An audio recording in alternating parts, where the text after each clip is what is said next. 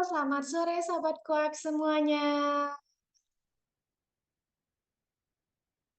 Selamat bergabung Selamat dalam sore, Kak. Selamat sore Princess. Selamat bergabung ya dalam webinar Olimpiade Sains Kuak 2025 Road to Final dengan tema Computational Thinking di Era Kecerdasan Buatan. Nah, sahabat Kuak nih yang masih belum nyala kameranya boleh dong ya dinyalakan biar kita bisa saling mengenal satu sama lainnya. Iya, wah keren. Nah, kalau gini kan kakak jadi tahu ya mana nih ada Reyhan, ada Gavin, ada Princess barusan. Nah, salam kenal kakak ada ya selama 1 jam akan memandu webinar kali ini. Nah, kakak bisa dipanggil Kak Sally. Salam kenal semuanya. Salam kenal, Kak. Iya. Nah, di sini setelah bergabung bersama kita narasumber Ketua Prodi Program Studi Kecerdasan Buatan dari Institut Pertanian Bogor. Ada Profesor Dr. Yeni Herdieni, SSI MKOM. Halo, selamat sore, Prof. Halo sore Mbak Shelly. Oke, Sore Ibu apa kabarnya, Meli. Prof? Ya, Ya, terima suaranya kasih, jelas nggak Mbak? sangat jelas, Prof. Ya. Oke, baik ya, kasih. Terima kasih banyak Prof telah berkenan untuk sharing bersama adik-adik finalis Olimpiade Sains Kuak sore kali ini dan juga mungkin ada Bapak Ibu atau Bapak Ibu guru yang mendampingi pada sore kali ini. Nah, Baik. teman-teman di sini sudah tahu belum kita akan membahas apa ya? Yang sudah membaca flyernya mungkin? Kita akan sama-sama menyimak penjelasan dari Prof. Yani mengenai computational thinking di era kecerdasan buatan. Nah, kira-kira apa ya computational thinking itu? Kalau dari katanya sepertinya computational itu komputer ya. Kalau thinking berpikir. Nah, tapi apakah benar nih yang dimaksud computational thinking itu adalah berpikir seperti komputer atau seperti apa ya? Nah, selama 1 jam ke depan kita akan menyimak penjelasan dari Prof. Yani. Nah, bagi sahabat kuat yang ingin bertanya atau Bapak Ibu bisa raise hand untuk bertanya secara langsung atau bisa juga ketik di kolom chat. Nanti di sesi terakhir kita ada sesi tanya jawab. Jadi akan ada waktu untuk tanya jawab dan juga kami membacakan pertanyaan. Nah, tanpa berlama lagi, saya persilahkan kepada Prof. Yani untuk menyampaikan materinya. Silahkan, Prof. Baik, selamat sore ya. Selamat sore adik-adik semua. Selamat sore Ibu Meli dan Mbak Shelly. Selamat sore. Dan juga teman-teman adik-adik yang hadir pagi hari ini. Ada gurunya juga atau orang tua? Mbak Shelly, orang tua atau guru? Sepertinya ada guru dan orang tua juga, Prof. Oh, baik.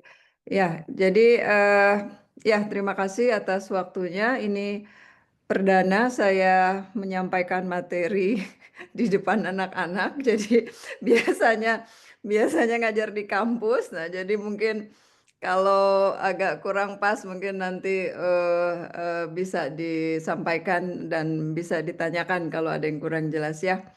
Baik, mungkin sebelumnya Bapak dan Ibu juga teman-teman adik-adik semua, perkenalkan saya Yeni, mungkin panggil aja Yeni atau Ibu Yeni. Saya dari IPB, jadi saat ini ada di program studi kecerdasan buatan. Jadi itu jurusan baru di IPB gitu. Tapi sebelumnya saya ada di prodi ilmu komputer. Jadi berkembang gitu keilmuannya. Jadi sekarang saya ada diminta untuk membantu mengelola prodi baru, kira-kira seperti itu. Nah, kenapa ada AI? Wah, pasti teman-teman semua juga sudah tidak asing ya, orang tua juga AI itu kan sering sekali kita mendengar saat ini gitu ya. Eh, Kemudian mungkin teman-teman juga udah pernah atau sering pakai ya smartphone yang di dalamnya juga banyak sekali aplikasi-aplikasi yang menggunakan AI ya. Nah, kenapa itu menjadi begitu penting gitu ya kita pelajari? Nah, oleh karena itu hari ini saya diminta untuk menyampaikan lah berbagi sedikit terkait mengenai AI. Hanya saja mungkin saya nanti akan juga menyinggung terkait dengan kecerdasan komputasional gitu ya. Saya pengen tahu nih dari teman-teman yang hadir di sini, tahu AI itu aplikasinya apa ya? Ada yang bisa jawab? Coba saya pengen dengar dulu. Aplikasi, Nih, apa? Wah, Princess apa Sesa? Princess Sesa ya? ah, Ya, apa kayak tuh? Scratch Junior, eh S Gemini, AI Mhm. Meta yang ada di WhatsApp, Oke. Alight Motion, dan masih banyak lagi. Oh, baik. Jadi pernah pakai Gemini ya? Sesa ya? Pakaiannya buat apa Sesa Gemininya? Biasanya buat nanya-nanya Oh, pelajaran sekolah. oh buat nanya-nanya. Ya. Oke, bagus. Ada yang lain? ChatGPT katanya. Ya, ChatGPT. Coba. Yang lain apa kira-kira? Ya, ada lagi nggak yang lain? Pakai Google nggak? Pernah pakai Google kan? Nyari-nyari. Ya, betul ya? Oh, nah Google terus apa lagi ya? Kalau di smartphone-nya udah ada yang bisa pakai AI belum? Misalnya untuk Bisa. siapa? Ada. Deva buat apa Deva pakai AI-nya handphonenya? Aku sih palingan kalau mau belajar, terus aku kayak ada yang nggak tahu, aku tanya-tanya di situ. Oh gitu ya. Jadi nanya ya. Jadi kayak kamu apa nanya ke bu guru gitu ya. Jadi apa sih gitu. Wah ada DeepSeek, ada Copilot. Wah pinter ya. Jadi sekarang teman-teman banyak ya Sokratik. Teman-teman banyak ya yang pakai AI ya untuk belajar ya. Kalau untuk bermain ada nggak kira-kira? Pernah belajar bahasa Inggris nggak pakai aplikasi? Nah, Cici, oh Duolingo, wah ya. Coba, coba boleh saya tanya ya siapa yang pernah pakai Duolingo? Bisa buka speakernya? Ada? Ya, Nggak bisa apa-apa. di-unmute ya, Bosker Ya, Edward saya atau tanya Kak. dulu apa Duolingo. Jadi pengalamannya seperti apa? Malu ya? Nggak apa-apa deh. Ya, jadi benar ya. Jadi tadi yang disampaikan teman-teman itu adalah contoh teknologi AI. Seperti itu. Jadi, tempat belajar berbagai bahasa, ya betul. Ya, jadi, bahkan mungkin kalau teman-teman pergi-pergi kemudian sama orang tua, terusnya nggak tahu alamatnya, teman-teman pakai apa ya? Pakai apa ya? Map, Pakai Google? Google Map. Google Map, betul. Google Map AI bukan ya? Ya, Google Map itu AI ya. Jadi Google Map juga pakai AI gitu. Jadi banyak nih sekarang nih teman-teman bisa bisa pakai ya aplikasi-aplikasi itu gitu ya. Apa namanya dengan mudah diakses seperti itu. Nah, hari ini saya mau berbagi tentang sebetulnya kalau kita pengen bikin aplikasi AI itu apa sih yang kalian mau nggak bisa bikin aplikasi AI? Bikin, bukan yang pakai, mau? Mau. Mau, iya. Jadi mau ya bisa bisa bisa bikin aplikasi AI ya. Nah, sekarang kalau misalkan kalau di kuliah itu teman-teman nanti belajar tuh apa namanya membuat aplikasi AI, misalnya buat membantu petani eh, mengidentifikasi penyakit, kan susah ya apa namanya tahu jenis penyakit apa nanti kameranya tinggal foto tuh daun tanamannya. Nah, terus teman-teman jadi bisa tahu penyakitnya apa gitu. Jadi sudah sangat maju gitu ya teknologinya. Nah, kalau teman-teman mau, bisa nggak sekarang mulai belajar? Justru itu yang ingin saya tekankan gitu ya, bahwa kalau Anda mau punya kemampuan bikin aplikasi AI yang canggih, teman-teman itu harus mulai belajar dengan metode yang tepat gitu. Terus kayak apa ya metode yang tepat? Ya pastinya kan mungkin teman-teman apalagi yang mau ikut Olimpiade ini udah canggih lah ya belajarnya sehingga bisa ikut kompetisi. Nah, tapi sekarang saya ingin memperkenalkan satu teknik yang perlu diasah gitu sama teman-teman supaya bisa ngembangin AI kayak tadi. Oke, jadi saya bisa share ya Mbak ya. Iya, bisa, Prof. Ya, kita mulai belajar ya. Nanti kalau terlalu teknis bisa ditanyakan langsung. Udah kelihatan layarnya, Mbak? Sudah muncul. Udah ya. Nah, jadi eh, ini kira-kira nih ya topik teman-teman yang kita akan bahas siang hari ini. Computational thinking. Waduh, ini yang pernah belajar Duolingo pasti tahu ya artinya. Apa sih computational thinking? Artinya apa? Computational thinking. Apa tuh? Thinking itu apa ya? Siza apa Siza? Princess Siza Thinking, berpikir. berpikir. Komputasional kira-kira apa ya komputasional ya? Kompu, asal katanya komputer ya. Oke. Ya, asal katanya komputer lah jadinya ya. Jadi computational thinking itu adalah cara bagaimana komputer itu berpikir. Tuh, gitu. Jadi cara bagaimana komputer itu berpikir itu dipelajari tuh gitu ya. Dan apa namanya di era AI sekarang teman-teman ini perlu punya kemampuan untuk bisa berpikir komputasi seperti itu ya. Oke ya, kita mulai ya. Jadi kita akan bahas apa itu computational thinking. Mungkin nanti untuk para orang tua yang hadir hari ini bisa membantu menjelaskan. Kalau ada hal yang terlalu teknis, saya sampaikan seperti itu. Ikut didampingi ya, karena ini memang bahasanya terlalu teknis, tapi saya coba sampaikan sudah secara sederhana. Coba lihat ini, teman-teman.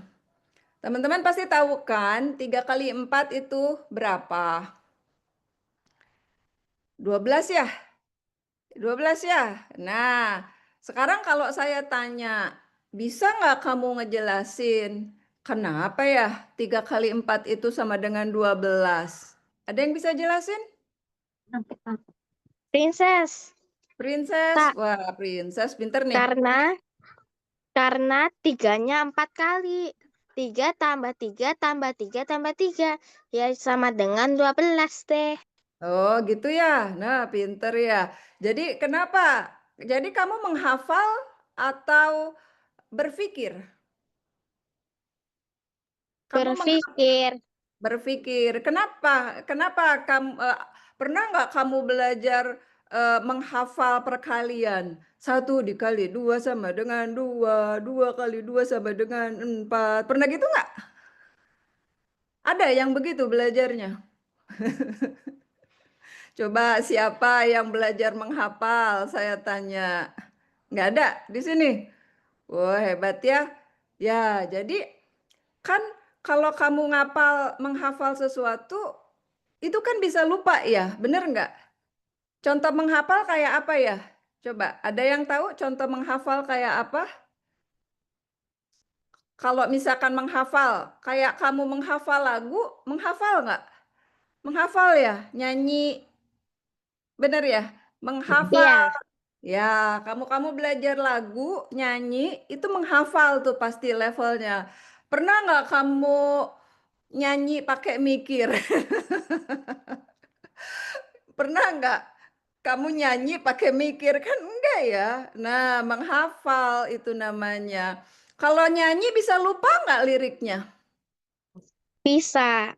Nah, kalau nyanyi, kalau menghafal, kamu bisa lupa liriknya. Duh, lagu ini tuh apa ya? Lupa saya, udah lama nggak nyanyi. Kan gitu ya? Karena kamu menghafal. Tapi kalau misalkan kamu tahu tekniknya, sekarang saya tanya nih ya, 70 kali 3 berapa? 210. 210. Oke, kelas berapa kamu, Princess? Kelas 5. Oh, kelas 5. Oke. Kalau 150 dibagi 10 berapa? 15. 15. Nah, itu karena apa? Kalau pembagian gimana, Princess? Kalau pembagian, ini Princess aja nih yang kuliah, nggak apa-apa ya? Nolnya dihilangin. Nolnya dihilangin. Oh gitu ya, nolnya dihilangin. 150, tadi berapa? Apa pertanyaan Ibu? 150 dibagi 10. Nolnya dihilangin. Hilang kemana? Dicoret. Oh, dicoret gitu. Dicoret tambah 10. Dicoret tambah 10. Oh, kalau dibagi itu kayak kamu ngebagi permen nggak? Kamu Iya. punya, ya, kamu punya biskuit satu gitu kan ya. Terus ada teman berdua. Itu teknik ngebaginya gimana? Berarti Dikurangin. dikurangin satu biskuitnya. Satu, tapi teman kamu ada dua. Jadi gimana? Biskuitnya diapain? Dipotong. Dipotong. Dipotong jadi 2. Ya, dipotong jadi 2. Jadi artinya pembagian itu kita ngebagi, bukannya dicoret nolnya. Ya, jadi proses pembagiannya, nah itu maksudnya cara berpikir ya. Itu kalau yang tadi itu cara teknis ya. Jadi kalau cara teknis kita boleh, tapi jangan sampai kita melupakan esensi bagaimana kita berpikir melakukan pembagian. Pembagian sederhana. Jadi kalau misalkan 150 dibagi 10, nah berarti kita punya box ada 10. Biarkan mereka memberikan abstraksi. Oke, saya punya box 10. Kan gitu ya? Nah, kemudian ada 150. Berarti satu-satu box itu diisi berapa ya? Nah, dari situ kan anak-anak akan, kamu apa yang kamu pikirkan, Princess? Waktu saya bilang 150 dibagi 10. Bayangkan kamu punya 10 box. Kebayang nggak sama kamu? Ada 10 box ya? Ada 10 box. Kemudian kamu punya 150 permen. Caranya gimana tuh supaya terisinya sama boxnya? Diisi masing-masing berapa? 15 kan? 15. Iya, coba 15 ditambah 15 ditambah 15. Jadi nanti hasilnya akan totalnya 150. Kebayang ya? Nah, jadi cara cara berpikir itu ada tekniknya gitu. Jadi kalau kita mau menyelesaikan masalah, maka yang pertama kali jangan menghafal rumusnya, tapi menghafal bagaimana cara menyelesaikan pekerjaan itu. Kalau kamu disuruh ngebagi 150 permen ke teman kamu sebanyak 10 orang, berapa masing-masing temennya? Nah, itu kan berarti kamu harus berpikir gitu. Ini gimana ya ngebaginya supaya rata? Nah, itu. Jadi itu cara atau teknik menyelesaikan masalah melalui teknik berpikir. Oke, kita lihat ya nanti ya. Kemudian yang kedua. Nih, gimana caranya membuat robot menyapu rumah? Coba selain Princess siapa yang mau jawab nih?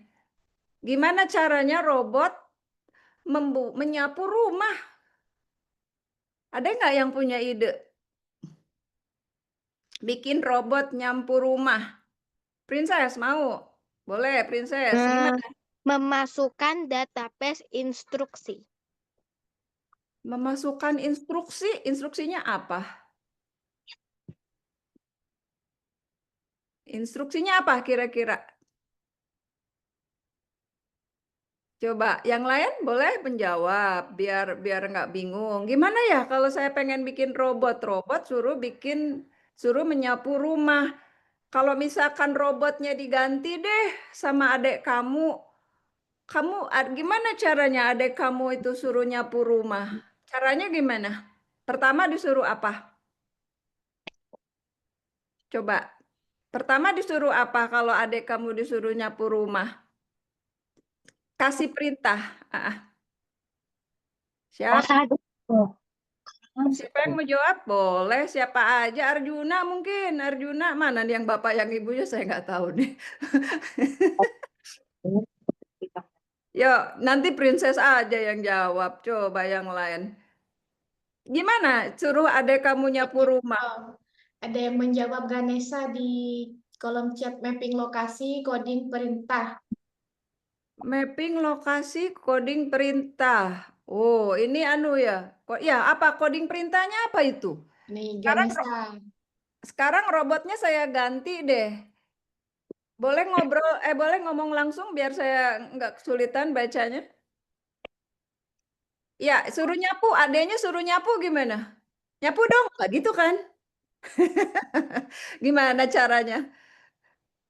Coba, gimana caranya kalau kamu suruh adek kamu nyapu? Princess, mau coba lagi? Belajar cara menyapu. Iya, gimana belajar cara menyapu? Pertama, coba kan disuruh nyapu. Kalau disuruh nyapu berarti harus nyiapin apa? Alat-alatnya. Ya, sapu kan? Bukannya ember kan? Bener nggak? Jadi kamu apa bilangnya ke adik kamu? Ambil Ambil sapu. ambil sapu. Kan gitu ya? Ambil sapu. Terus setelah diambil sapunya suruh ngapain? Baru disuruh menyapu. Nah, menyapu itu gimana caranya? Kan ada ya. Jadi misalkan apa? Kalau kamu ngajarin adiknya belum bisa nyapu gitu. Bisa juga misalkan kan kalau misalkan di dalam rumah gitu. Nah, sapunya ambilnya sapu dalam rumah kan gitu ya. Kemudian kamu ajarin gerakannya gimana. Nah, jadi bukan sekedar nyapu, kamu nyapu dong gitu. Dia nggak ngerti kan nyapu itu apa.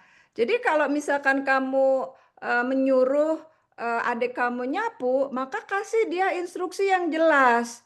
Ambil sapunya, kemudian apa namanya sapu sampahnya kan gitu. Yang dimaksud itu menyapu sampahnya. Maka kamu harus nyari dulu, adik kamu disuruh lihat dulu sampahnya yang mana, kan gitu ya. Nah, kemudian masukkan sampahnya itu ke dalam tong sampah. Nah, itu perintahnya jelas. Jadi kalau kamu mau bikin robot, disuruh untuk nyapu rumah, juga harus jelas perintahnya. Karena nyapu rumah aja kalau sampahnya nggak dibuang kan nggak bersih ya Mbak ya. Bener nggak Mbak? Ngasa suruh nyapu terus sampahnya nggak dibuang gitu. Ya nggak beres-beres nyapunya. Bener nggak Mbak? Ya. Ya, Jadi betul. kalau kita mau memberi perintah harus jelas urutan perintahnya tuh apa. Jadi ambil sapunya, kemudian habis itu sapu lantainya, kemudian kumpulkan sampahnya, gitu kan ya. Kemudian diambil sampahnya, dibuang ke tempat sampah. Nah, itu namanya menyapu gitu. Jadi perintahnya jelas gitu. Nah, disinilah kemampuan yang diperlukan buat anak-anak. Bisa kita lihat tadi anak-anak menjawabnya seperti apa ya pada saat diminta untuk apa adik menyuruh adiknya menyapu atau nanti ingin membuat robot. Jadi kalau kita lihat dari apa namanya perintah yang diberikannya disuruh menyapu, ya gimana nyuruhnya? Kan kita nggak tahu, benar nggak? Jadi memberikan perintah itu tidak ada asumsi dia tahu gitu ya. Apalagi robot kan ya, betul nggak? Nah, kalau Ya. adik kita masih kecil, kita belum belum tentu adiknya tahu cara menyapu. Jadi kalau kita diminta untuk membuat robot menyapu rumah, maka beri perintah yang jelas. Iya. Paham ya sampai sini ya? Nah, ini sebetulnya udah ada memberi instruksi menyapu, tapi apa gitu perintahnya. Paham ya teman-teman ya? Diberi uang dulu. Ah, diberi uang dulu. Siapa nih yang suka minta uang duluan nih? Ayo. Ya, gitu ya. Gavin, coba Gavin boleh nggak Ibu tanya? Bisa buka nggak speakernya Gavin? Gavin? Ada Gavin? Bisa Ya, oke. Gavin punya adik atau punya kakak? punya adik. Punya adik. Kalau adiknya disuruh misalkan mandi, itu gimana tuh? Atau disuruh ini deh, disuruh gosok gigi. Disuruh gosok gigi, gimana kasih perintahnya Gavin ke adik? Ya disuruh gosok gigi. Ya gimana? Disuruh perintahnya disuruh gosok gigi. Nah, adanya nggak? Adanya gimana ngasih perintah adanya? Adanya misalkan belum tahu gosok gigi itu kayak apa. Perintah Gavin gimana ke adik? Habis ngasih tahu gosok gigi, ngasih tahu tahapan gosok gigi. Pertama gosok giginya kayak gimana dulu, habis itu kayak gimana sampai selesai gitu. Nah, kalau kayak kayak gimana, itu nggak ngerti adeknya. Coba diperjelas kayak gimananya gimana. Kan adeknya kan lebih pinter Gavin dibanding adeknya. Coba diperjelas gimana gimananya. Apa dulu yang diambil Gavin kalau mau sikat gigi? Jadi pertama ambil sikat giginya dulu. Terus, Habis itu diambil pasta giginya, hmm, di pasta giginya dibuka. Habis itu isi dari pasta giginya itu ditaruh di sikat giginya. mm-mm. Habis itu digosok giginya dari apa Digosok giginya. Oke, terus abis itu gimana? Kan banyak tuh odolnya. Terus apa? habis itu digosok giginya. Jadi Iya. di Setelah digosok giginya pakai apa? Perlu air nggak? iya Iya, perlu perlu air. kumur-kumur dulu sebelum ini. Ya, kumur-kumur dulu. Setelah itu selesai kan ya? Setelah Heeh. kumur-kumur selesai. Nah, kalau kalau Gavin kasih perintah ke adik kayak gitu kan jelas ya, Gavin ya? Mm-mm. Masa tadi ya kayak gitu-gitu, bingung nanti gimana kayak gitu-gitu. Paham ya sampai sini ya, Gavin ya? Jadi, Paham. kalau kita mau ngasih perintah ke orang lain, kita harus kasih instruksinya yang jelas sehingga dia bisa melakukan perintah kita. Sama kayak kamu mau bikin robot, maka kasih perintahnya itu dengan jelas gitu. Perintahnya apa sehingga itu bisa dimengerti gitu. Paham ya teman-teman ya sampai sini ya. Jadi pentingnya kita belajar di sini itu adalah bagaimana caranya kita memberikan instruksi secara terstruktur. Paham ya teman-teman ya? Karena kalau kita kitanya nggak bisa ngasih instruksi terstruktur, orang lain bingung mau ngerjain apa. Nah, membuat teknologi AI itu sebetulnya adalah memberikan perintah secara terstruktur sehingga kan AI itu kayak smartphone kan benda mati ya. Terus kenapa dia bisa bisa disuruh sama kita? Misalkan apa? Cari dong jam tangan saya tadi di mana? Nah, sebetulnya apa? Karena dia diberi instruksi yang jelas. Sehingga dia tahu gitu gimana caranya mencari jam saya komputer. Tuh nanti kan bunyi tuh si jamnya. Kan gitu ya misalnya ya. Paham ya teman-teman ya? Nah, jadi dari dua ilustrasi ini saya ingin menyampaikan bahwa kalau Anda belajar, maka utamakan berpikir, jangan menghafal. Berpikir itu tuh nggak perlu ngapalin rumus. Berpikir itu mengandalkan logika. Gitu ya. Kayak tadi, kenapa 3 kali 4 sama dengan 12? Karena kalau kita bikin tiganya 4 kali, 3, 3, 3, 3, maka totalnya menjadi 12. Kan make sense ya? Itu logika yang kita latih itu berpikir. Jadi kita nggak perlu tuh ngajarin dia rumus. Zaman saya sekolah dulu tuh ada kan caranya kan ya.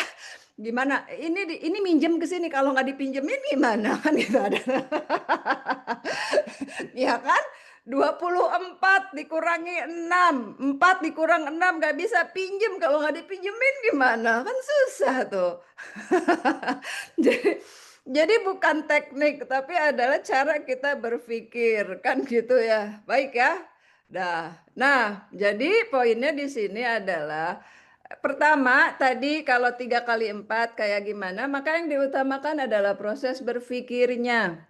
Kemudian bagaimana cara membuat robot? Nah, itu tadi kalau menjawab soalnya menyapu, nah itu kurang pas ya. Jadi nanti apa namanya? Kamu harus memberikan instruksi yang jelas. Jadi apa tuh? Anak yang belajar berpikir akan siap menghadapi masalah walaupun dia belum pernah menemukan jawabannya. Nah, itu pentingnya mengandalkan logika. Nah, jadi sebetulnya di apa era AI ini itu yang perlu ditumbuhkan gitu ya. Baik ya. Nah, ini saya nggak tahu nih anak-anak ini bisa anu enggak ya. Baiklah, jadi sekarang kalau kita lihat ya, sekarang udah masuk ya. Ini contohnya nih teman-teman ya. Tadi berapa? 6 kali 4 itu kalau disuruh ngejawab tadi Gavin gimana Gavin? 6 kali 4 Gavin berapa jawabannya? 6 kali 4, Iya. jawabannya 24. Kenapa jawabannya 24? Karena 6-nya ada 4. Nah, Jadi 6 tambah 6 tambah 6 tambah 6. Jadi sama dengan 24. Nah, kan?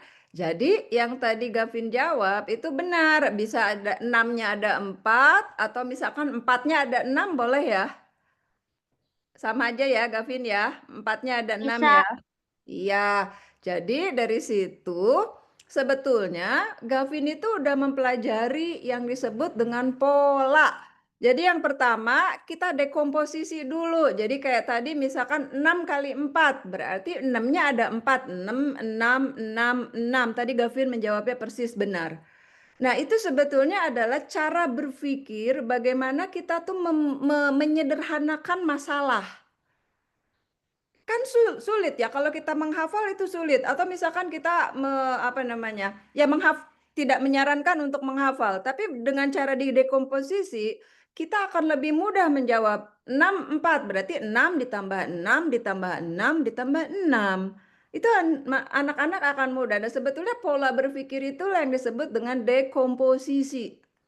Jadi belajar bagaimana anak-anak itu dilatih untuk bisa menyederhanakan masalah. Jadi diperkecil dulu masalahnya seperti itu. Kemudian dia mencoba untuk mengenali pola. Polanya adalah oh iya 4 tambah 4 tambah 4 tambah 4 gitu kan. Nah, itu adalah pola. Oh, ternyata kalau 6 kali 4 itu kalau ada 6 kali berarti itu ada pola kelipatan 4. Nah, itu udah ada pola tuh 4 tambah 4 tambah 4. Berarti nambahin 4 dong. Iya. Nah, itu kamu belajar pola namanya. Ya, jadi kalau menyelesaikan masalah itu sebetulnya ada polanya. Nah, maka biasakan untuk mencari pola dari masalah itu gitu. Jadi kalau kamu udah dapat polanya, maka kamu mudah menjawab pertanyaannya gitu ya. Kemudian yang berikutnya adalah abstraksi, fokus pada jumlah totalnya. Jadi kalau kamu ingin menjawab 6 kali 4, kemudian di situ ada diilustrasikan mungkin di soal itu dengan menggunakan objek seperti apel ataupun apa, maka kamu fokus aja pada perkaliannya gitu, karena apel itu nggak penting gitu kan di masalah itu. Jadi kamu melakukan abstraksi. Kemudian yang berikutnya adalah tadi kan yang saya minta Gavin untuk nyuruh adiknya gosok gigi, itu tuh memberikan perintah yang terstruktur. Ambil sikat giginya, ambil pastanya, dibuka, dimasukkan ke sikat gigi, digosok giginya. Nah, langkah-langkah itu adalah proses yang akan dilakukan. Nah, itu namanya algoritma. Kalau secara komputer ya. Jadi komputer itu bisa ngerjain sesuatu karena disuruh atau ya diberikan perintah yang apa? yang terstruktur. Coba ya, dari sini ada yang paham nggak ya? Saya kasih gini nih. Misalnya ya, siapa ya tadi ya? Eh, eh, Contohnya misalkan kamu disuruh untuk eh, apa namanya, menggambar pemandangan di perdesaan. Coba disuruh gambar pemandangan di pedesaan. Kira-kira gimana tuh cara ngegambarinnya? Siapa yang mau jawab? William. Nah, ini William Maulana bisa gambar nggak William? William Maulana, boleh dibuka speakernya? Kamu bisa? Bisa. Bisa. Coba kasih tahu Ibu gimana caranya gambar. Apa tadi Ibu bilang? Pemandangan Pemandangan di mana? di Di pedesaan, pedesaan. Coba kalau kamu gambar pemandangan di pedesaan ada apa aja kira-kira ya? rumah-rumahan, Rumah-rumahan. Terus apa lagi? Apa lagi, sayang? pepohonan, Pepohonan. Oke, rumah-rumahan, pepohonan. Terus apa lagi? Desa, tahu desa? Kampung, tahu? Apa tuh bedanya sama di kota? Kalau di tahu, kota, apa bedanya? tahu. Kalau kota dia lebih maju atau lebih eh bangun-bangunannya lebih besar. Kalau pedesaan dia bangun-bangunannya seperti rumah tradisional, Oke. rumah-rumah biasa kayu atau papan. Biasanya ada apa ya di di desa itu? Biasanya ada apa kamu nemuin kalau ke desa? Coba Gavin boleh jawab, Princess boleh jawab. Kalau kamu ke desa ada apa ya? Sawah. Sawah, betul. Ada sawah. Ya, nah itu. Jadi padahal di desa itu banyak kan objek yang lain. Tapi kamu fokusnya itu karena perintahnya itu adalah gambar desa. Pasti yang paling ngebedain dengan kota sawah ya. Bener nggak Sisa? Iya, Kak. Nah, Betul. karena kamu fokus pada objek yang penting. Oh iya, bikin bikin pemandangan di desa itu kita perlu sawah gitu. Yang paling khas kalau misalkan gedung masih banyak loh gedung-gedung yang biasa di kota juga gitu. Jadi artinya di sini kamu mampu melakukan abstraksi. Abstraksi itu kamu membayangkan permasalahan yang diberikan. Permasalahan itu adalah tadi menggambar desa. Nah, berarti di situ ada apa tadi? Ada objek-objek atau benda-benda yang mencirikan desa. Kan gitu ya? Nah, itu namanya proses berpikir abstraksi. Jadi kalau kamu menyelesaikan masalah, kenapa Bu Guru selalu bilang, coba saya tanya ya, siapa namanya? Gavin, Gavin, Gavin. Ibu boleh tanya lagi nggak, Gavin? Gavin, kalau menjawab soal, Gavin harus paham dulu nggak soalnya? Iya, harus dipahamin dulu soalnya, abis itu dijawab pertanyaannya. Kalau kamu nggak ngerti, pernah nggak kamu nggak ngerti soalnya?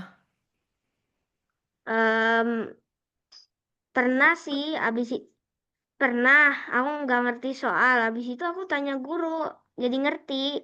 Oh, contohnya kalau kamu nggak ngerti itu kamu bingung kan ya? Iya, bingung. Bingung. Bingung itu kamu artinya kamu tuh nggak kebayang gitu. Ini maksudnya apa? Jadi logika kamu nggak jalan gitu kan? Bingung ini ngapain ya? Maksudnya apa ya? Nah artinya kan kalau kamu paham itu belum tentu kamu tahu jawabannya kan? Paham Iya, itu betul kan ya? Kamu paham, tapi paham itu bukan belum belum tentu jawabannya. Nah, kemampuan kamu memahami soal itu aja udah kemampuan yang hebat. Kamu udah bisa melakukan abstraksi. Tapi kalau kamu bingung, nah itu kamu berarti nggak jalan tuh abstraksinya gitu.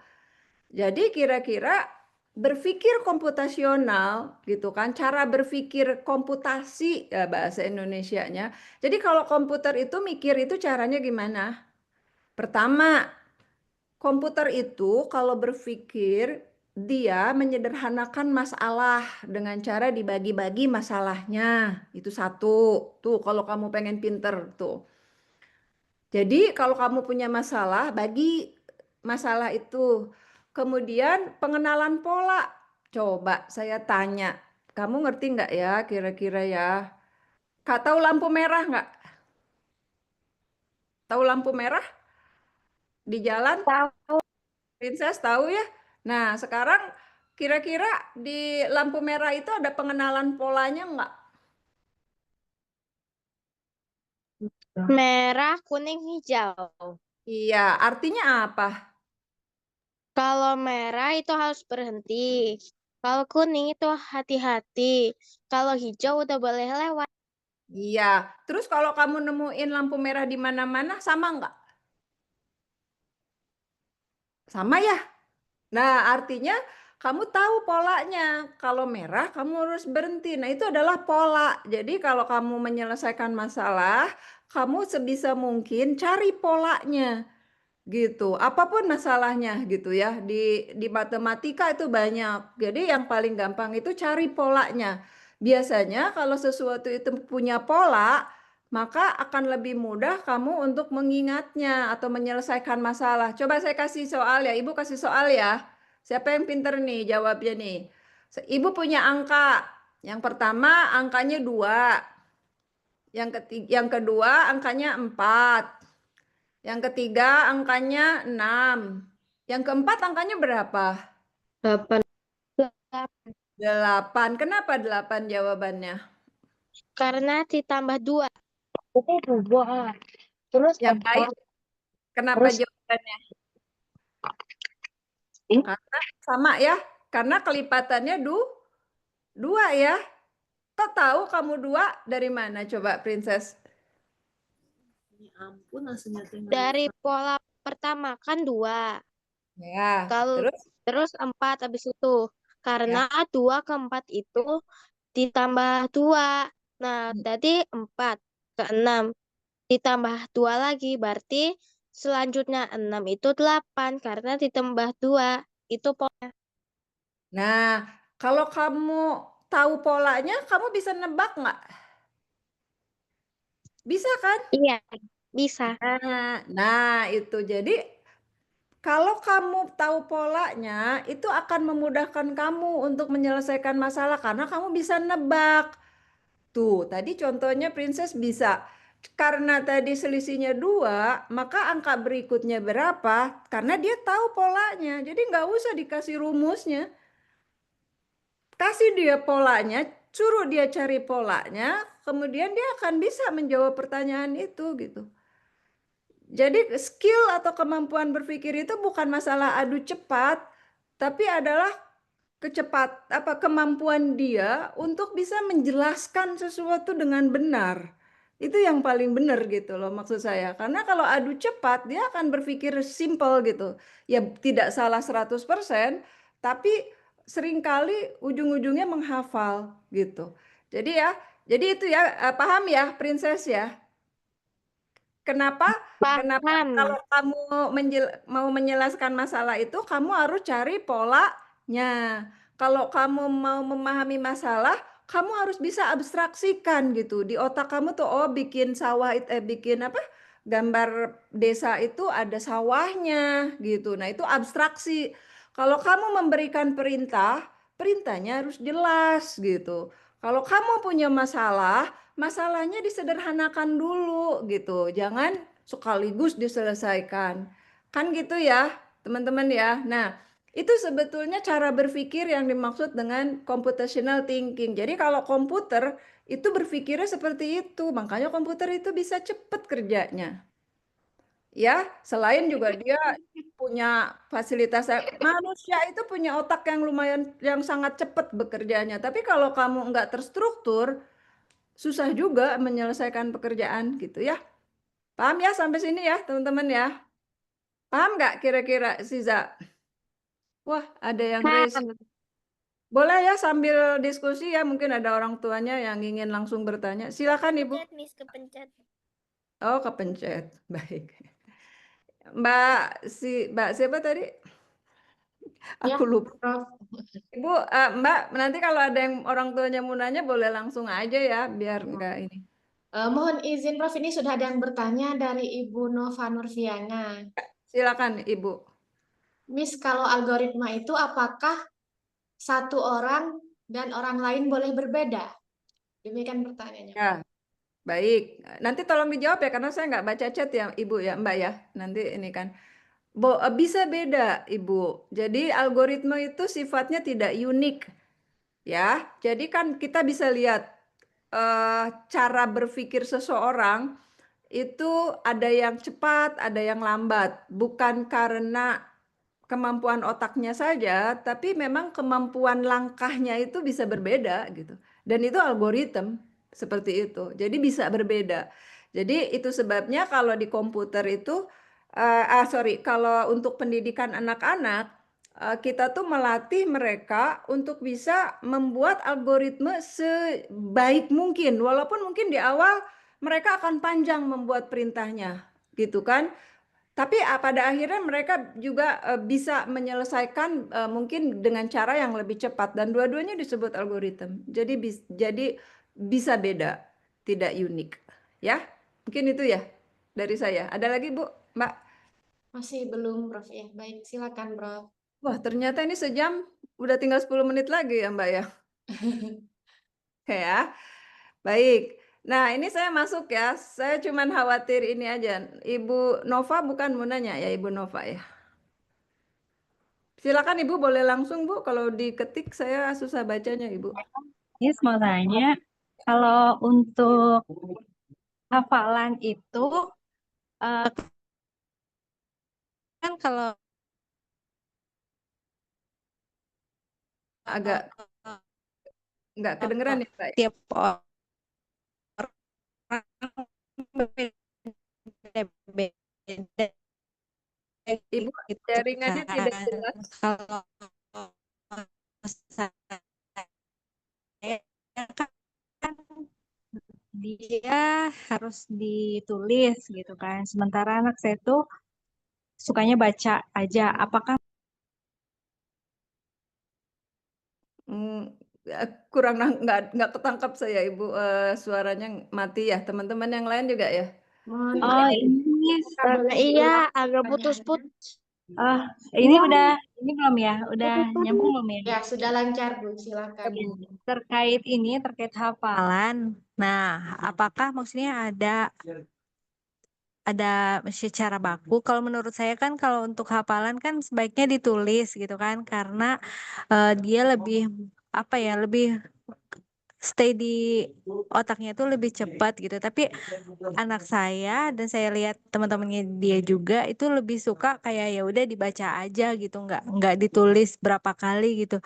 Apakah memang itu gaya anak sekarang gitu, Bu, atau seperti apa? Atau memang makasih. Baik. Ya Ibu, ini memang secara mungkin saya bisa jawabnya sederhana aja ya. Eh,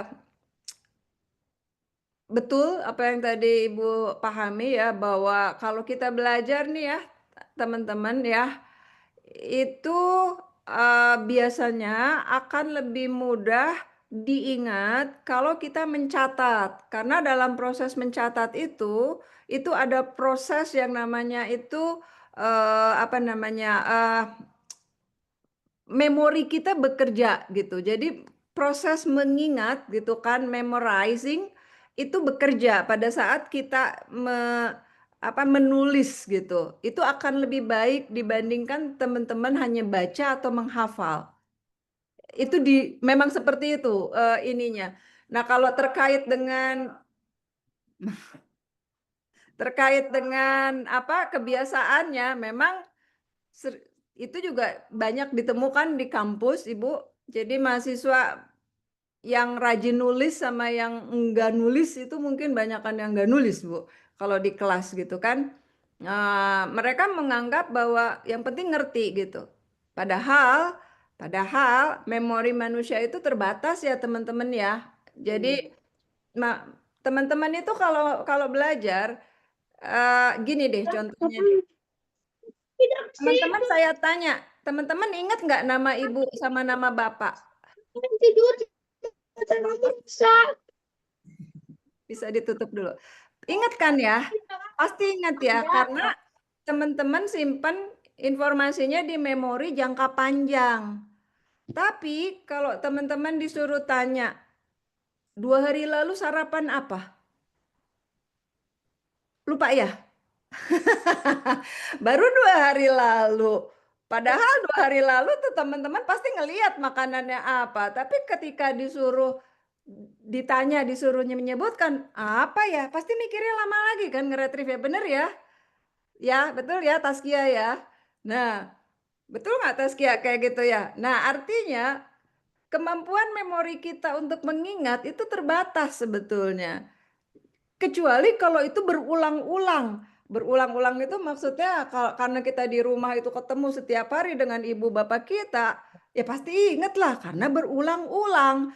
Tapi pertanyaannya kalau sesuatu yang gak berulang-ulang, kenapa itu gampang hilang? Karena memang disimpannya di memori jangka pendek.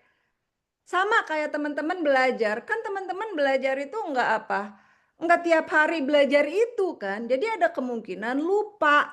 Walaupun pada saat belajar pada saat belajar kamu paham atau kamu ingat. Itu analoginya.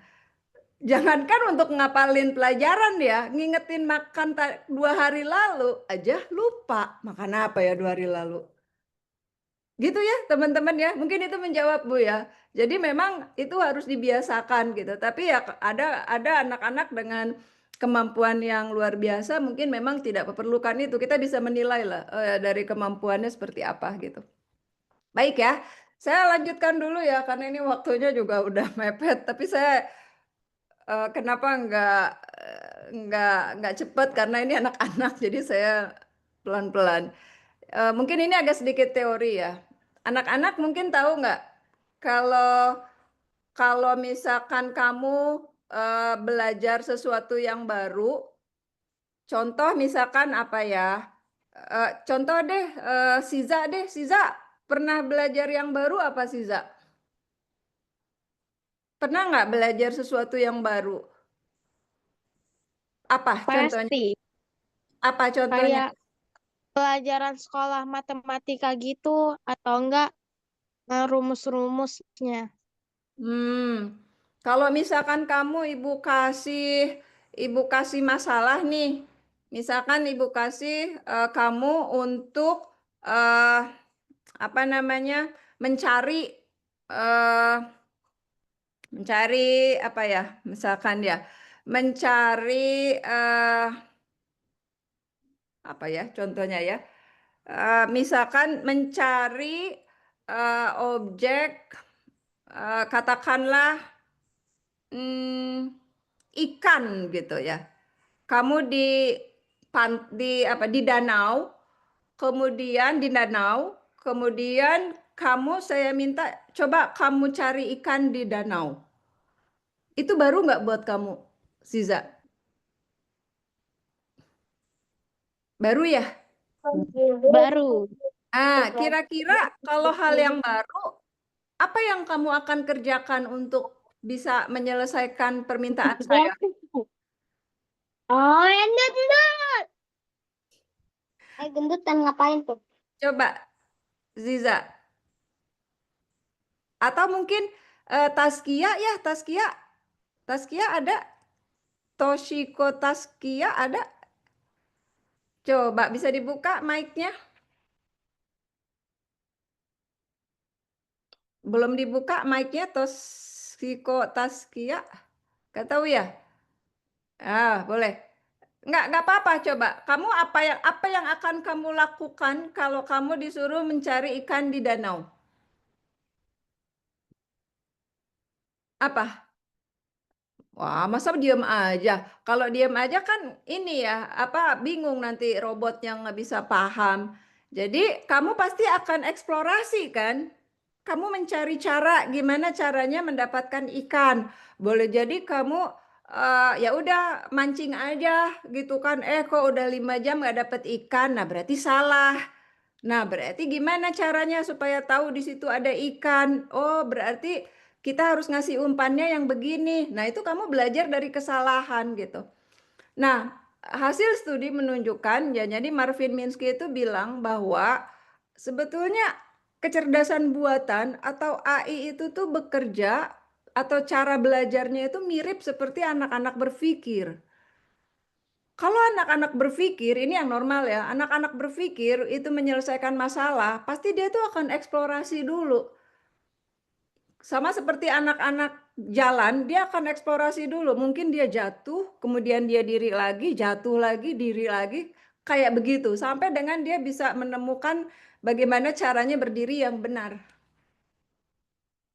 Nah, biarkan anak-anak itu melakukan seperti itu. Jadi kalau misalkan Siza nggak tahu caranya, Siza boleh coba-coba aja. Ya, nah cara melakukan coba-coba itu nanti kelama-kelamaan Siza bakal tahu caranya gimana. Paham ya Siza ya? Jadi kayak gitu ya. Nah, itu ada di dalam bukunya Society of Mind, bahwa kecerdasan itu berasal dari yang agen yang kecil-kecil, kemudian dia bisa bekerja sama dan akhirnya menyelesaikan masalah gitu. Jadi jangan selalu diberi diberi cara, tapi biarkan mereka melakukan eksplorasi. Nah, itu mekanisme sama yang dilakukan oleh AI saat ini. Jadi AI saat ini itu bekerja tidak berdasarkan instruksi. Tapi AI saat ini itu bekerja berdasarkan eksplorasi. Dia bisa saja melakukan kesalahan, tapi karena dia belajar dari kesalahan, maka dia akan terus memperbaiki diri. Mirip seperti anak-anak. Gitu. Ini saya menekankan bukan cara menggunakan teknologi AI ya. Saya berbicara lebih mengedepankan human intelligence-nya. Tapi gimana caranya itu bisa dikaitkan nanti dengan perkembangan AI-nya seperti itu. Baik ya. Nah, jadi seperti itu ya. Jadi mesin juga perlu belajar seperti anak. Jadi kalau kita memahami AI, kenapa Siri bisa paham bahasa Indonesia? Kenapa Siri bisa ngerti perintah kita? Karena dia belajar. Itu. Jadi semuanya ada proses belajar sama seperti anak-anak. Nah, itulah kira-kira yang ada di AI. Gitu ya. Jadi AI itu semuanya tidak diberikan instruksi. Dia mencari pola sendiri. Betul dia dikasih tahu ini anjing, ini kucing, ini anjing, ini kucing, ini anjing, ini kucing. Lama-lama dia belajar kayak gimana anjing itu, kayak gimana kucing itu. Nah, itulah yang dimaksud dengan belajar mandiri seperti itu. Jadi dia belajar melalui eksplorasi atau kesalahan yang dilakukan kayak gitu. Ya. Nah, jadi kalau kita tadi menerapkan CT dan AI di sekolah, itu semua pelajaran itu bisa kita terapkan. Karena pada intinya cara berpikir komputasi itu adalah membiasakan anak-anak kita untuk berpikir menyederhanakan masalah, melakukan abstraksi untuk memahami masalah, dan kemudian tadi mencari pola dari masalah itu. Karena yang dilakukan oleh komputer pun pada akhirnya dia mendefinisikan pola gitu. AI itu teknologi yang punya pola. Dari pola itulah kemudian dia bisa melakukan sesuatu gitu. Nah, kalau dalam konteks belajar anak-anak yang harus kita asah kemampuannya adalah kemampuan dia menemukan pola pada setiap masalah. Dan yang terakhir, kalau dia sudah punya 3 kemampuan, mengenali masalah, memahami, bisa melakukan abstraksi, kemudian bisa menemukan pola, maka dia pasti bisa membuat instruksi atau algoritma yang jelas. Nah, seperti tadi Galvin, memberikan instruksi menggosok gigi. Nah, itulah algoritmenya gitu. Nah, kebiasaan untuk bisa berpikir sampai dengan memberikan instruksi yang jelas, itu sebetulnya yang diperlukan kemampuannya di dalam era AI saat ini. gitu. Jadi saya tidak memposisikan AI masa depan anak-anak ini sebagai pengguna teknologi, tapi lebih ke arah bagaimana kita punya kemampuan untuk mengembangkan skill AI-nya gitu. Kenapa sekarang bisa canggih seperti itu AI dengan berbagai macam masalah yang luar biasa? Karena punya kemampuan itu kok. Memberikan instruksi yang jelas, menyelesaikan, mencari pola yang bagus, udah gitu. Nah, itu kemampuan itu yang kemudian harus dimasukkan ke dalam cara pembelajaran anak-anak kita saat ini gitu. Jadi memang saya juga melakukannya itu di kuliah seperti itu. Akan butuh waktu lama, tapi memang itulah prosesnya seperti itu. Ya, jadi kira-kira seperti itu. Nah, ini tadi sudah dijelasin ya sama anak-anak ya, teknologi yang bisa anak-anak pakai, udah tadi disebutkan di awal, dan mungkin ada yang nonton Netflix nggak di sini? Atau dibatasi? Ada Iya, yang, Bu, sering. wah sering, siapa tuh yang jawab sering? Oh, Siza Princess. tapi nggak lupa belajar kan? Iya. Siza Biasanya itu buat tidur doang. buat tidur doang. Oke, kalau Siza lihat di Netflix itu film-film yang Siza temukan itu sesuai nggak dengan kesenangan Siza? Iya, banyak. Ada Ya, horor, ada fantasi. nah, semuanya Siza Sesuai. sesuai ya. Duh, kenapa kira-kira tuh? Kenapa kira-kira dia ngasih filmnya yang Siza suka? Membaca pola kegemaran kita. Wah, pinter ya. Tahu ya pola kegemaran Sisa itu dari mana? Yang Dari dimaksud. yang dari yang sering kita tonton. Oh, betul. Dari yang sering Sisa tonton. Jadi komputer itu tahu, wah, Sisa sukanya nonton apa ya? Nonton apa Sisa sukanya? Horor. Wah, horor. Jadi Sisa sering nonton horor gitu. Jadi setelah sering nonton, komputer tahu Sisa itu sukanya nonton horor. Maka apa? Film yang ditawarkan yang ada di pilihannya itu adalah film-film horor kan gitu ya Sisa ya. Iya. Nah, itu adalah kecerdasan menemukan pola gitu. Pola itu bisa nggak Sisa kalau cuman sekali? Tidak. Kenapa?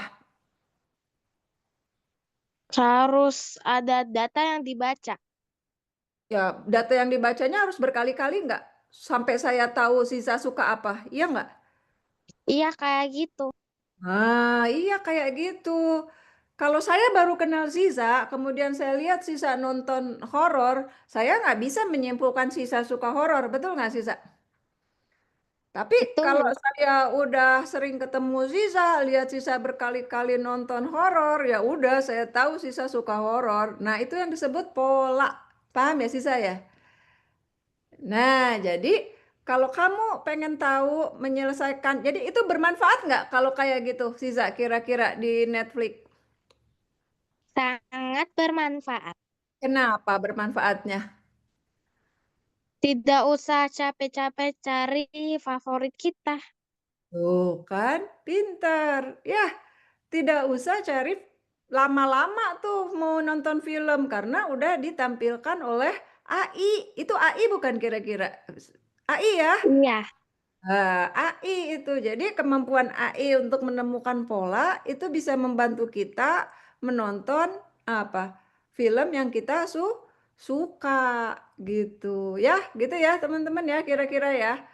Kita sampai jam berapa nih Mbak Sally? Iya, boleh diselesaikan dulu, Prof. Dan ada satu pertanyaan lagi. Nah, Bagaimana, Prof? ya, baik. Ini mungkin saya agak cepat ya karena saya kalau nggak interaktif saya takutnya anak-anak kemana nih ngilang gitu ya. Silakan, Prof. Baik, nah coba nih kita lihat ya. Mungkin yang ini masuk ke sini lah. Jadi sebetulnya antara computer thinking dengan AI itu seperti kita ngelihat koin. Ya koin. Jadi itu punya dua sisi. Nah, sisi yang pertama, kalau teman-teman itu belajar computational thinking, itu teman-teman itu belajar untuk berpikir menyelesaikan masalah. Itu. Jadi itu yang diperlukan di computational thinking. Sementara AI itu adalah teknologi atau mesin yang bisa belajar dari cara berpikir manusia. Jadi mana duluan yang harus pinter? Mana duluan yang harus pinter, Saza? Orangnya dulu apa komputernya dulu yang harus pinter? Manusianya dulu, orangnya. Kenapa? Karena Karena komputernya berasal dari manusia. betul ya. Jadi seperti itu ya. Jadi itu yang perlu teman-teman pahamin gitu. Kalau misalkan ada AI itu bukan berarti oh ada ChatGPT, ya udah ngerjain PR pakai ChatGPT aja. Yang penting dikumpulin. Kira-kira bener nggak cara kayak begitu? Enggak ya, Gavin, Salah. nggak boleh. Karena Gavin, saya pengen nanya sama Gavin suka pakai ChatGPT ngerjain PR. Gavin, Nggak nggak boleh. pernah. Oh, nggak pernah. Paling Kenapa? kalau belajar waktu itu pas mau kalau nggak salah penyisihan deh. Aku belajarnya pakai ChatGPT. Nah, pinter. Tapi waktu belajar pakai ChatGPT, Gavin jadi ngerti nggak? Eh ya agak ngerti sih, sisanya di YouTube. Sisanya di YouTube. Nah, kan nggak apa-apa pakai ChatGPT, asalkan dipakai untuk belajar. Paham ya? Jadi kayak Paham. kayak ChatGPT itu kayak kayak guru kamu gitu. Kamu bisa nanya ke ChatGPT. Nah, enaknya kan kalau di sekolah kita jamnya cuma jam sekolah.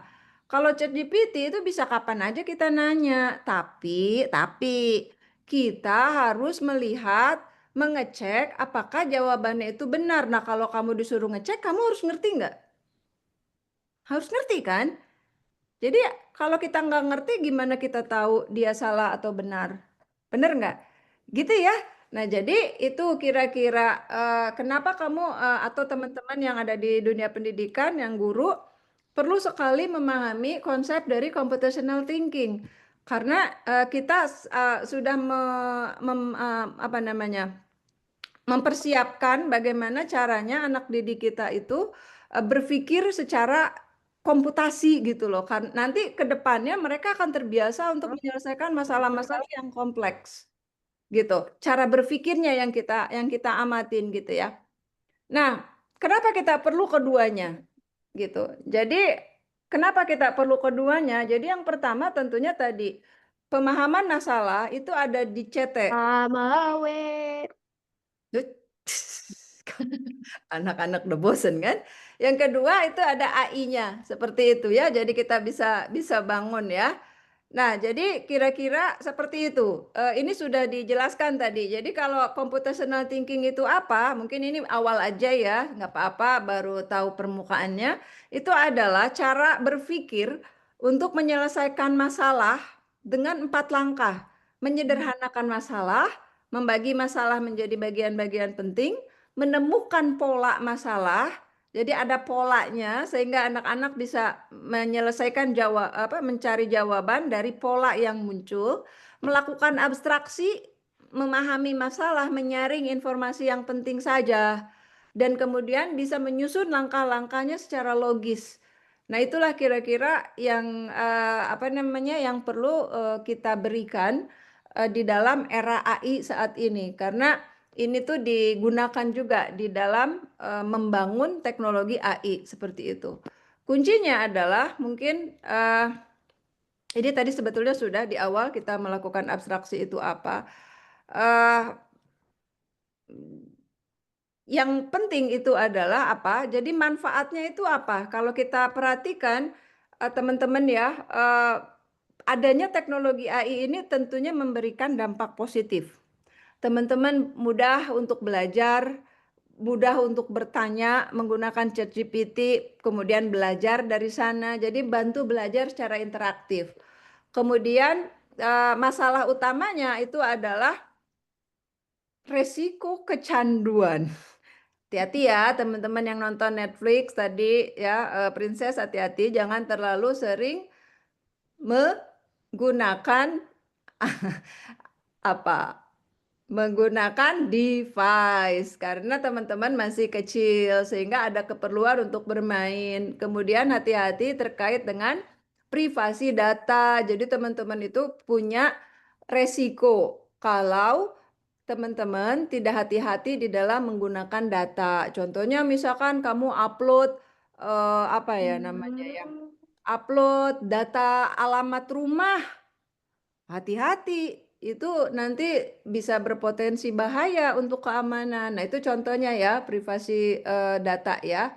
Jadi panduannya khususnya untuk teknologi AI ini, pertama gunakan filter seperti misalkan pada YouTube ataupun device lainnya sehingga terfilter informasinya. Temani anak-anak kita untuk menggunakan teknologi AI, kemudian batasi penggunaannya karena pada fase anak-anak bukan hanya kemampuan saja, tapi juga ada saraf motorik dan sensorik yang perlu diperhatikan. Kemudian yang paling penting sebagai penutup mungkin saya menekankan bahwa cara berpikir kritis itu harus diasah sejak dini. Dan itu menjadi modal anak-anak kita untuk bisa menyelesaikan masalah dan kedepannya untuk bisa beradaptasi dengan teknologi AI. Jadi yang pertama kita bantu anak-anak kita untuk memecahkan masalah secara logis dan kreatif, itu saya highlight. Kemudian dengan computational thinking, anak tidak hanya menggunakan teknologi, tapi mengerti dan bisa mengarahkannya. Mencoba berpikir kritis dan terstruktur karena kita tidak terbiasa untuk meminta anak-anak kita untuk membuat instruksi. Nah, mulai saat ini kita harus biasakan mereka untuk bisa membuat instruksi karena kedepannya itu akan diperlukan oleh komputer untuk membuat algoritmik. Kemudian yang terakhir itu adalah kita tidak mengharapkan, kita tidak ingin anak-anak hanya sebagai pelaku pengguna teknologi, tapi kita berharap anak-anak sebagai pembuat teknologi gitu ya. Jadi itu yang kita harapkan. Mudah-mudahan apa yang saya sampaikan hari ini itu bisa bermanfaat buat adik-adik dan juga untuk guru-guru atau orang tua yang mendampingi. Mungkin itu saja Mbak Seli dari yang bisa saya sampaikan. Terima kasih. Selamat sore.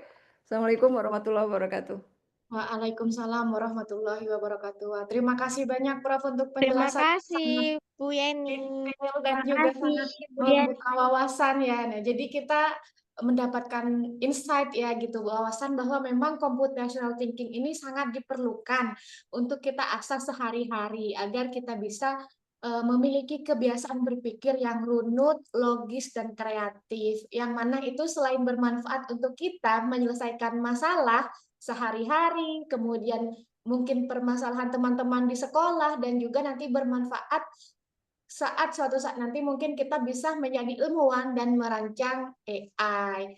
Nah, mohon izin Prof, ini ada satu pertanyaan Ya. dari Belisia Papa, sepertinya dari orang tua. Ya, silakan Ibu. Ibu izin bertanya, bagaimana cara efektif mengajarkan computational thinking pada anak dalam kehidupan sehari-hari? Sekarang ini banyak sekali tawaran les coding. Apakah ini akan mengembangkan logikanya? Baik, siap Ibu.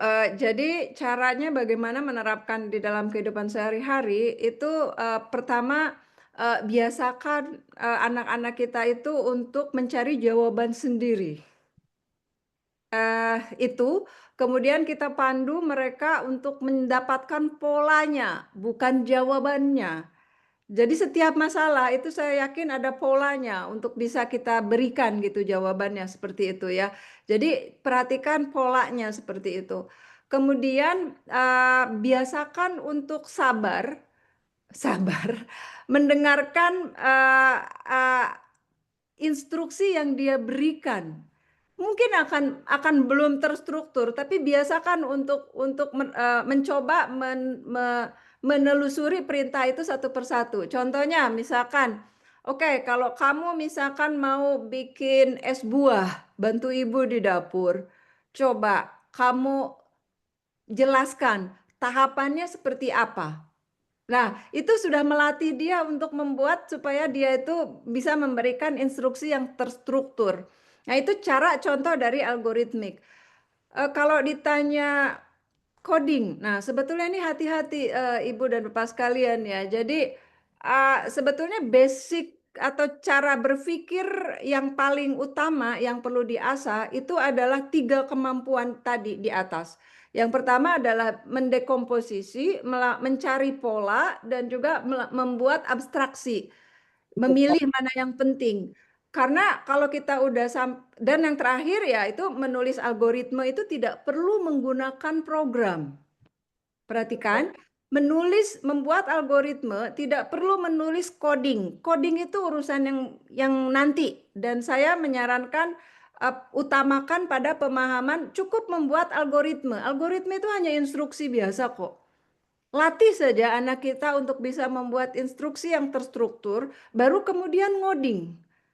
Karena ini 2 pendekatan yang berbeda gitu. Ngoding itu menerjemahkan ke dalam bahasa komputer. Itu sama sekali bukan skill dasar dari otak anak. Skill dasar otak anak itu adalah tadi kemampuan berpikirnya dan kemampuan memberikan instruksinya. Jadi sekali lagi algoritma ini bukan ngoding, beda.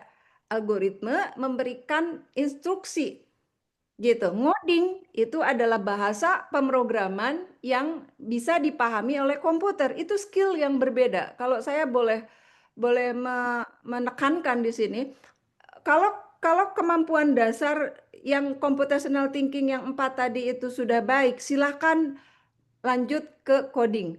Tapi kalau 4 ini belum baik, maka jangan dulu diperkenalkan coding, karena akan terdistraksi nanti gitu ya. Banyak hal yang menurut saya dalam coding itu mungkin dia akan diarahkan pada bahasa pemrogramannya gitu. Kecuali kalau anak-anak kita diberikan aplikasi bukan ngoding gitu ya, tapi misalkan membuat game, kemudian dia menyusun story dari game itu gitu. Nah, itu sama dengan kemampuan untuk kita melakukan membuat algoritmik. Kira-kira gitu mungkin jawabannya Mbak Seli. Terima kasih banyak, Prof. Ya, terima kasih. Ya. Prof, ini dijawab kembali. Sangat jelas sekali dan kita sebagai orang tua harus panjang sabar ya. Panjang sabar, betul, panjang sabar. Karena itu tadi saya memahami juga dengan webinar ini gitu, kita harus bagaimana caranya supaya engage dengan anak-anak yang nggak bisa lama gitu. Tapi anak-anak harus tahu apa yang harus dia pahamin gitu kan. Harus sabar kuncinya. Ya, ada Ya. lagi Bu, Mbak? Sudah, mungkin ada lagi Bapak, Ibu. Kalau jika tidak ada, baik kami tutup dulu ya karena keterbatasan waktu, dan terima kasih banyak Prof untuk sharing yang sangat bermanfaat, yang sangat membuka wawasan kami semuanya, terutama terkait computational thinking ini ya, yang memang khazanah pengetahuan yang sangat baru namun sangat bermanfaat ya, dan juga mendasar ya untuk membangun kemampuan berpikir anak. Nah, mungkin sebelum ditutup, Prof Yeni ada pesan terakhir untuk sahabat kuak di sini dan juga Bapak Ibu. Ya, silakan Prof. Baik, terima kasih Mbak Seli. Ya, pesan saya mungkin sederhana. Jadi kami berharap dengan adanya teknologi AI ini para orang tua, guru gitu kan ya bisa memandu anak-anak kita sehingga bisa menggunakan teknologi itu dengan tepat. Kemudian yang kedua dalam perkembangan teknologi saat ini, mari kita bersama-sama fokus pada pengembangan intelektual dari manusianya. Jangan terlalu banyak menggunakan teknologi AI langsung sebagai apa namanya alat bantu. Jadi alat bantu AI hanya sebagai alat bantu. Tetap yang utamanya itu adalah bagaimana caranya mengembangkan intelektual dari manusianya itu, dari anak-anak kita gitu. Itu yang menjadi dasar atau pondasi pendidikan kita gitu. Sehingga bukan berarti ada ChatGPT pendampingan orang tua ataupun guru itu diabaikan, tapi justru dengan adanya ChatGPT kita bisa menambah. Nah, itu ya, menambah media anak-anak kita untuk belajar gitu. Bukannya untuk membantu dia menyelesaikan tugasnya. Beda gitu. Belajar dengan menyelesaikan tugasnya beda. Kalau menyelesaikan tugasnya asal selesai tugas selesai gitu ya Mbak Seli. Tapi kalau belajar outputnya itu adalah gimana caranya anak kita itu paham dengan apa yang sedang dia pelajari. Mungkin itu dari saya Mbak Seli terakhir. Makasih. Terima kasih banyak, Prof. Nah, sebelum kita tutup pertemuan kali ini, boleh buka mic-nya dulu ya untuk kita foto bersama. Baik. Silakan, Bapak Ibu, sahabat Kuat. Prof. Sama kameranya ya, kita foto Saya dulu kenal buat juga orang tuanya mungkin. Bapak Ibu yang mendampingi bisa gabung foto juga ya. Kak Saki cepat.